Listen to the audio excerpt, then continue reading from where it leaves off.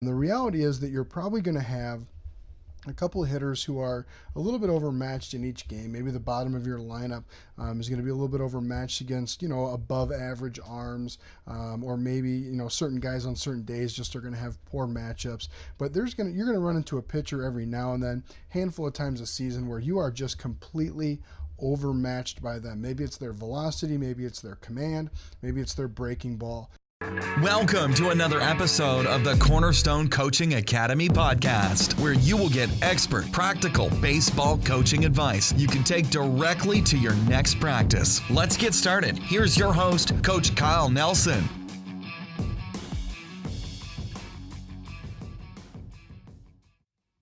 Welcome back to another episode of the Cornerstone Coaching Academy podcast. I'm your host, Coach Kyle Nelson.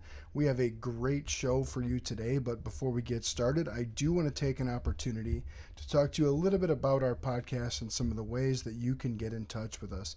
If you are a returning listener, I would like to say welcome back, and if you have not yet already done so, please go ahead over to however you consume our podcast and leave us a rating and a review. We are available to you on iTunes, Stitcher, Spotify, Google Play, YouTube, and Vimeo. So you can listen to us on any of those mediums. However you like to take in your podcast, you can find us there. We are available pretty much every Monday with a larger episode. It's going to be about 15 to 20, maybe 25 minutes in length. I'm going to try to give you something really actionable that you can take back to your team, to your practice, to make them better tomorrow.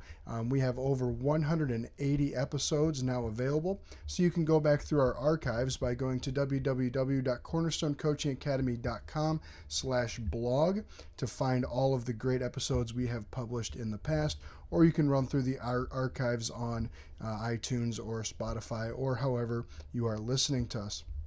If you are really serious and you want to take your team to the next level, we do offer Cornerstone Elite, which is our premium membership program.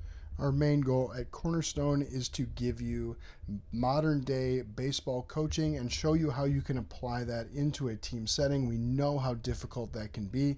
We know that when you're dealing with 12, 14, 20 athletes and you have a limited number of coaches, we know how difficult that can be. And so Cornerstone Elite is designed specifically for you to learn how to take today's most modern, most cutting edge baseball teaching and coaching techniques and show you how to bring them into a team setting. So with that being said, let's go ahead and get started on our topic for today, which is one that's a little bit different from anything we've covered before, but pretty much every coach who has coached more than one season or more than one tournament or more than a few games has run into this, and that is what to do when your hitters are overmatched at the plate.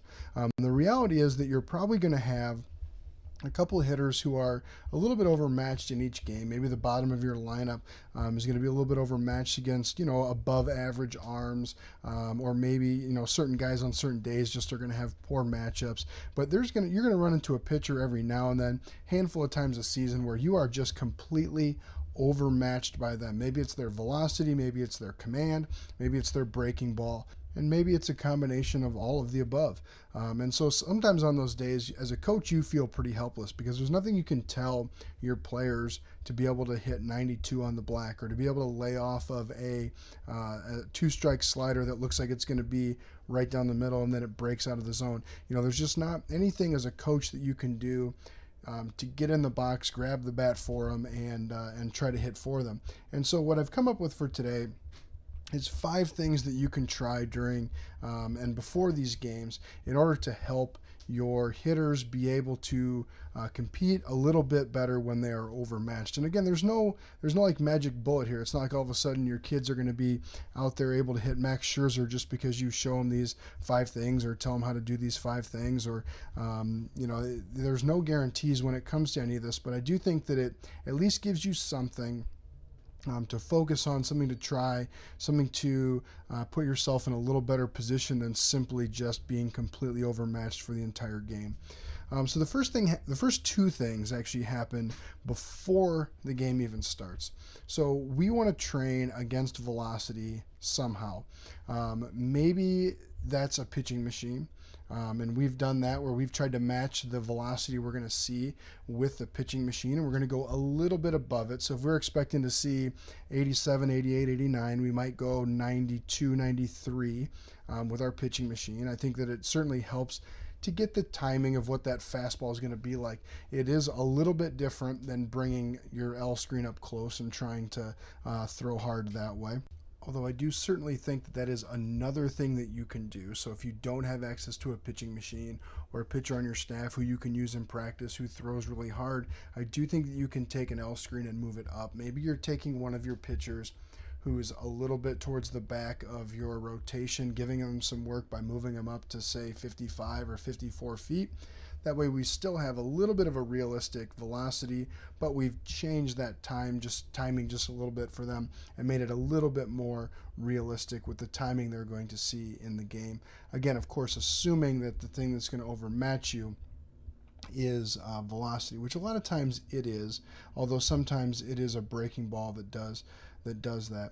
The next thing that we are going to try to do is we're going to learn how to start sooner. So I love timing drills that, like our 3-plate drill is one that I really, really like because it teaches athletes how to start sooner, how to start later, how to start on time. So we kind of say, like, our 3 plates, the middle plate, that's like your 78 to 80 mile an hour where you're pretty comfortable, and that's like your normal timing. A lot of the pitchers you see are going to be throwing somewhere in that range. And then the back plate, that's your soft tosser. That's your guy who's going to throw 75, 74, try to hit spots, throw a lot of breaking balls. So in that case, we need to start our swing a little bit later. I think one of the mistakes that hitters make, this is a little bit off topic, but one of the mistakes a lot of hitters make is that they don't start later, they start at the same time, and then they disrupt their timing with someone who throws a little bit slower. Similarly, when they move to that front plate, that's your guy who's going to throw a little bit harder. So this is the guy where we might be a little bit overmatched. And so instead of starting at our 78 to 80 mile an hour timing, we need to start a little bit sooner so that we're on time and we can catch up. What we found happens with a lot of our hitters is they start at that 78 to 80 timing for a guy who throws 85, 87, and now they're trying to rush something to catch up. They're trying to move their hands really quick. They don't move their body. They don't swing with their body at all because they get real handsy trying to get out front to get to that faster fastball, when the reality is that they need to just start their timing a little bit more. So learning how to hit a variety of different velocities will help them make the adjustment in game when they need to adjust up to a velocity, also when they need to adjust down to a velocity. But here we're kind of talking about what we're doing when we're overmatched. So those are 2 things that I think we can do in practice and before games in order to help out a little bit. The next 3 are things that we're going to do in the game and things that we're going to try to do in game in order to combat this pitcher who's overmatching us. And again, likely it's someone who's overmatching us with velocity. So it's not necessarily someone who is overmatching us with a breaking ball or with location, but most of the time when you get this helpless feeling, it's because your hitters cannot catch up to his velocity, or a combination of that and having some kind of a put away pitch at the end. So the next thing we're going to do is we are going to change our hitting approach. And we are no longer going to look on the first pitch for a pitch that we can hit a double on. So our general hitting approach is that on the first pitch, we want to hit something into the pull side gap, trying to hit a double. Our new approach here is going to be that we are going to try to put the first hittable fastball we see in play as hard as we can. That might be a pitch that's a little bit on the outside corner. It might be a pitch that's a little bit up. It might be a pitch that's a little bit down from where we would normally swing at with, say, no strikes or 1 strike. But we are looking dead red fastball. If he flips over 3 straight breaking balls on us, we most likely weren't going to hit them anyways. But we're going to be on time with that fastball. We're going to find the first hittable fastball we can find, and we are going to try to put it in play as hard as we can. The next thing that we're going to talk about in game is not getting to 2 strikes, especially if it's someone who's overmatching with a breaking ball. The time when they're going to break that thing out most likely is going to be with 2 strikes. And so our goal simply is to end the at-bat before we get to 2 strikes. You can't strike out if you don't get 2 strikes on you. So this kind of plays in a little bit with number one, with the third thing I talked about there.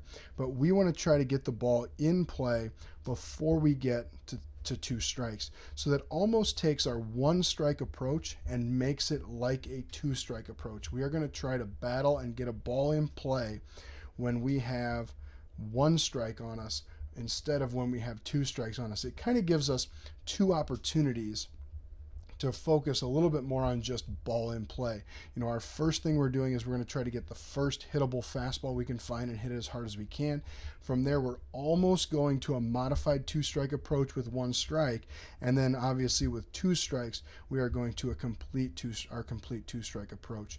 The next thing is something that you have a lot of control over as a coach, and this is something we had pretty good success with a couple years ago. It was our second or third game. We had not seen much live pitching. We were facing a lefty. I think he was going to Ohio State. He was signed to go to Ohio State. And for the first 3 innings, he completely overmatched us with his fastball. He had a lot of run. He had a nice slider as well, but he had a lot of run with his fastball. He was probably 86, 88, somewhere in there. And what we did for about the last 4 innings was anytime we got a runner on, we went hit and run anytime I thought he was going to throw a fastball. Because one of the hardest things to do when you see velocity, and especially with someone who has some good secondary pitches, is to make that swing, no swing decision. So he's around the zone, right? This player was not wild. This wouldn't work against a hard-throwing guy who's really wild. But of course, he's probably not, completely overmatching you anyways. You're probably getting on base against him. He's hitting some guys, walking some guys, falling behind. But anytime we got a runner on first base, we went hit and run. Anytime I thought he was throwing a fastball, we went hit and run. That took the decision, the swing, no swing decision, away from the players, put it on me. It also put some pressure on their defense because I knew we probably weren't going to be hitting a ton of balls to the outfield against him. And so what ended up happening was we did sneak a few ground balls through because of that, because of the hit and run. We stole a couple bases because we swung through some fastballs. And it's anyone who's been a catcher or has watched much baseball, you know that it's hard for catchers to throw through a swing and miss. So we stole a couple bases that way. We put several more balls in play just simply because I took that swing, no swing decision away from the hitters. Is that a long-term development plan for your hitters? No. But in the short term, when you're in a game and you're trying to win and you're trying to compete, that's been a really, really beneficial thing for us. And we've done that actually several times. When going into a game, we knew we were facing someone who threw really hard, someone who had threw hard and had good breaking ball. We took that decision away by going hit and run a lot with our hitters, and it's really worked out beneficially, I think. So again, there's no magic pill you can give your guys to be able to suddenly compete against guys who overmatch them, but there are a few small things you can do. Number one, in practice, like we should never get to a game and be shocked by something because they've never seen it, right? Like we shouldn't get to a game where they throw someone who's throwing 90, or if you're 14U and they throw someone who's throwing 80 or 82. We should never be shocked by that. We should have seen that somewhere in our practices before, and so that's a good way to do it. You can also create a time constraint in your practices by having them start and learning how to start at different times, earlier against guys who throw harder, on time for guys who throw average velocity, and later for guys who throw less. We're going to try to hit the first hittable fastball. We're going to do everything in our power not to get to 2 strikes by moving our 2-strike approach into 1 strike, and we are going to hit and run often. So those are 5 things we can do to try to give our players just a slightly better chance to hit against a pitcher who's overmatching them. So I hope you like what you heard here today. If you did, please subscribe to us on iTunes, Spotify, Stitcher, Google Play. You can also get all the podcasts on YouTube and Vimeo. And if you are really interested in taking your hitters, your players to the next level, check out Cornerstone Elite. You can find it at www.cornerstonecoachingacademy.com. patreon.com/cornerstone-elite. I will leave a link to 5 chaos hitting drills you can get completely free in the show notes for today, which you can find at www.cornerstonecoachingacademy.com/181. Have a wonderful week. We'll be back next week with another great episode of the Cornerstone Coaching Academy podcast, and never stop learning. Thanks for listening to the Cornerstone Coaching Academy podcast. If you liked what you heard here and you're looking to take your team, your program, and your coaching career to the next level, there is no better resource than a Cornerstone Elite membership. Get everything you need to run an amateur team, including dozens of drills, games, practice plans, e-courses, and much more, right at your fingertips, wherever you have an internet connection. Check it out today at cornerstonecoachingacademy.com/cornerstone-elite. We will be back next week with another great episode on the Cornerstone Coaching Academy podcast.